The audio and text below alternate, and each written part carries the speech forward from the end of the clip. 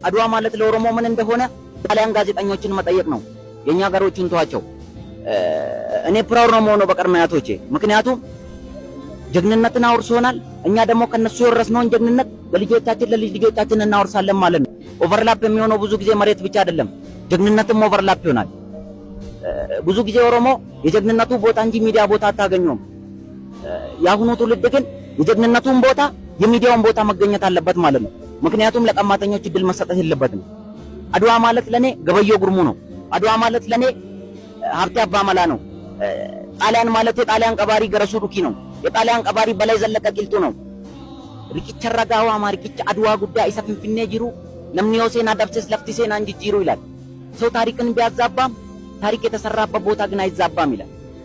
ኤኞ አከሰረጨ አከ አድዋ ደቄ ኤኞ ከባንዳቴ ዲጋ ዲራ ገነቄ አራም ፈልሜ ስሬሳ ሴና ከራራ መቄ ይላል። ይሄ ከምሸልሎ ግጥም ውስጥ አንዱ ነው።